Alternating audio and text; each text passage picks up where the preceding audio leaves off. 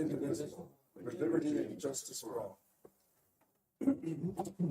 I know it's not in the agenda, but I would like to also take a moment of silence for the victims for 9/11, please.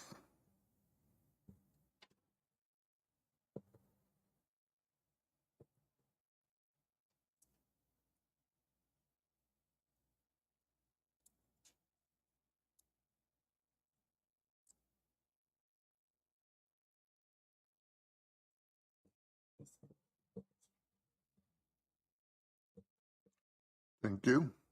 Letty, do we have any call to the public? Okay, we move on to number 4, Director's Report, Financial Report. Ms. Cervantes, please. Good afternoon and thank you. On our occupancy this month for public housing, we have 220 existing leases, 3 ready to lease, 3 in turnaround status for a total of 226. We have not had a unit offline for the past 2 months, which is a good thing.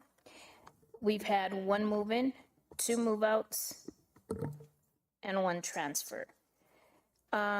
We only had 2 potential tenants, or actually applicants, show up for an interview, 2 out of 9. So 9 notices were sent out for interviews and only 2 showed up. We have a total of 220 units out of 226, giving us a 97.35%. On our waiting list this month, our 1-bedroom waiting list grew to 102, 74 for a 2-bedroom, 21 for a 3-bedroom, 2 for a 4-bedroom, and we remain at 1 for 5 bedrooms. On our maintenance report, we have completed 180 work orders out of 189.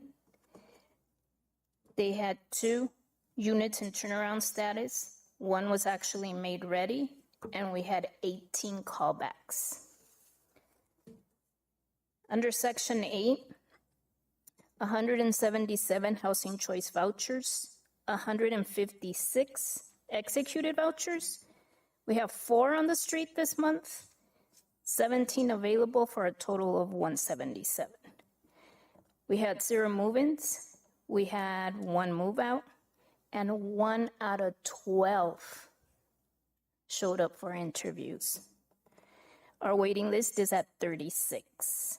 Project-based voucher, we moved in our last voucher into Bowman, so we don't have any on the street.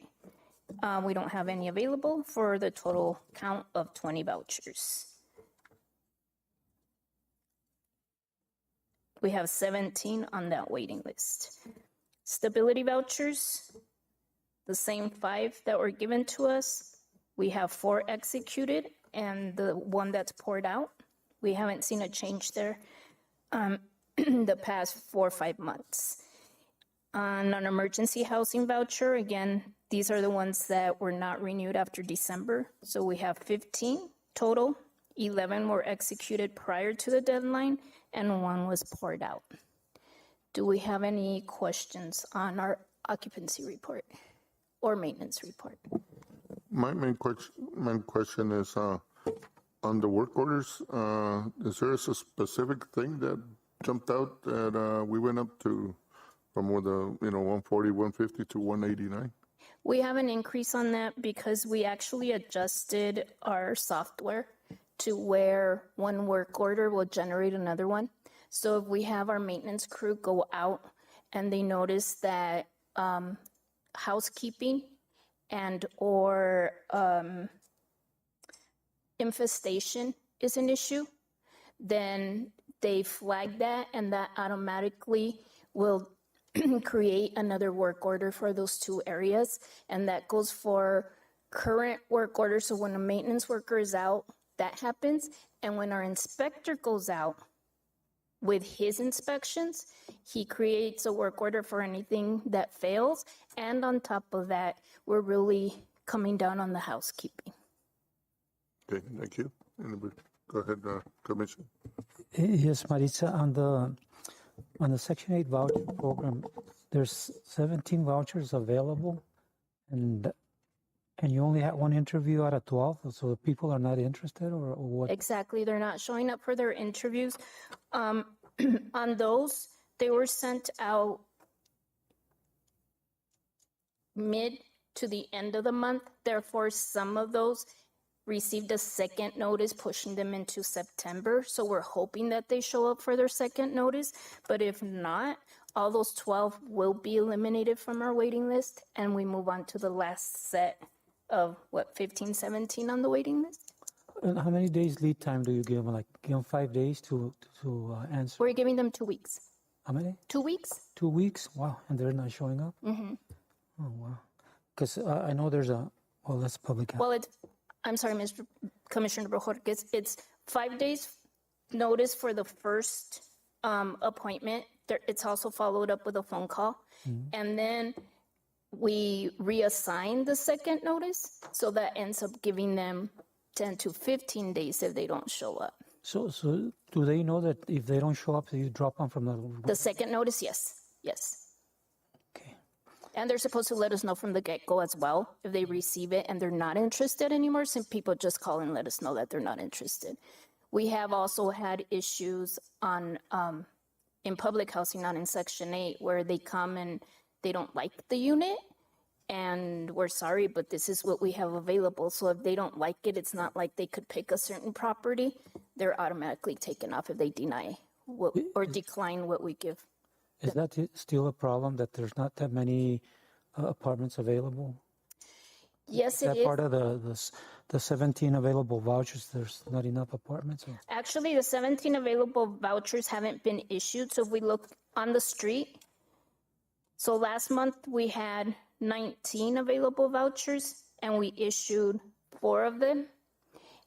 So those 4 are actually on the street looking. We will be able to see how quickly they find something, if they find something.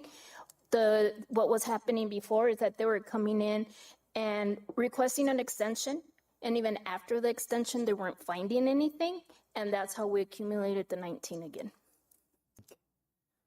I have just one more question. And the biggest thing there is not necessarily that they're not finding it, it's within the amount that they're allocated. Okay. And one more question. Have we had a REAC inspection this? That's coming up on my report. It's no longer the REACT, but we do have the Inspire finally coming up the end of the month. Okay, what do you call it now? Inspire? Inspire? Uh-huh. Oh, okay. Inspire. All right, that's all, Mayor. Any questions? Continue, Marita. The budget report on the back.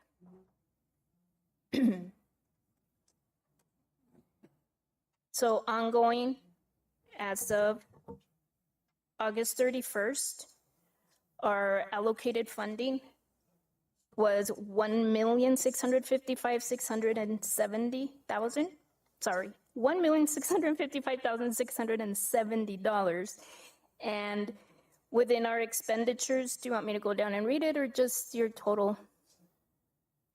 On your totals, we have total expenditures up to date, August 31st, $474,160.92, with a balance of $1,181,509.08. You're on the yearly, right? Yes, You're not? yes. So these are running totals. Any questions on the budget? Any numbers of expenditures that you see go up or go down? No. The one that we expected to go up was our insurance, but we knew that from the beginning. Is that the property insurance? That's a property insurance? Yes, So we're not piggybacking on the city's property insurance? yes, but what happened was that it wasn't calculated accurately prior years, and Jean and her team recalculated, so it went up for us because we own more property. We weren't paying a good percentage as we should. But the general liability is under the city's insurance, right? Yes. Yes, it is. Okay, thank you. Any other questions? I'm good.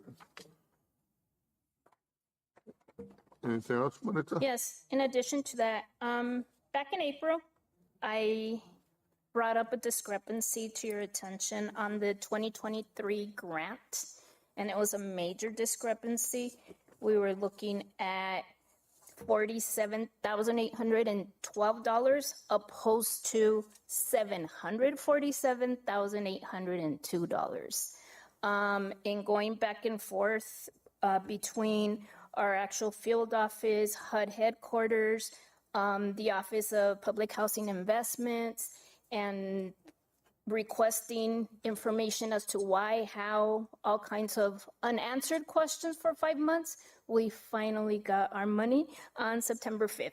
So I'm very excited because now we could continue with our actual improvements as planned within the 5-year plan.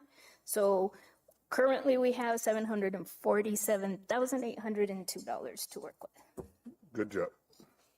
And in upcoming events and deadlines, Commissioner Bojorquez' Inspire inspection is scheduled for the end of this month. And our 23-24 audit is due in December, and we're almost done with it.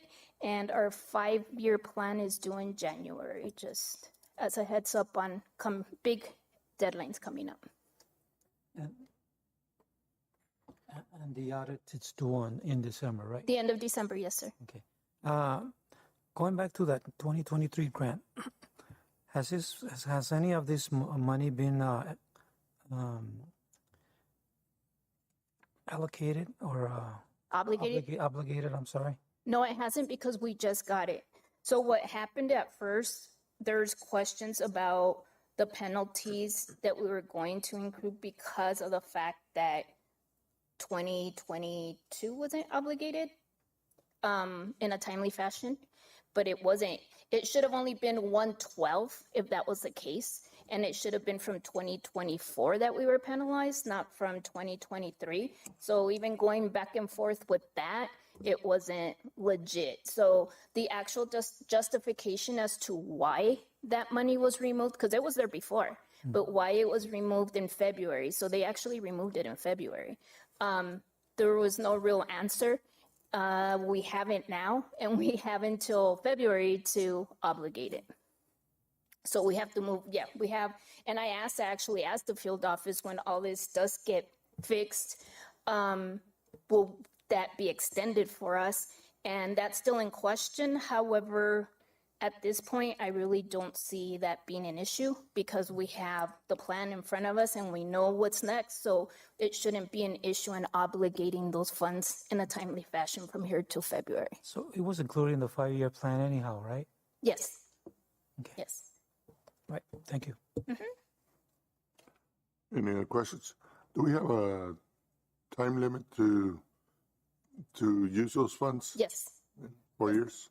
But we have to obligate them by February Okay. because it's 2023. And before we know it, we'll have the 24 grant on top of it. So they'll overlap for a while, which is a good thing for us. Okay. Thank you. Any other questions? Anita, something else? I do not. Any future agenda items? First, good luck on the Inspire. I'm sorry. Good luck on the inspection. Thank you. Inspire. Thank you. And thank you for chasing that money from the grant. ¿Alguna pregunta? No? They will be involved in the 5-year plan. Uh-huh. So we probably will have our first meeting within the next couple of weeks. Okay. All right. Well, I move to adjourn this meeting. So moved. All in favor? Aye. Meeting's adjourned. Thank you. Thank you, Marisa. Thank you.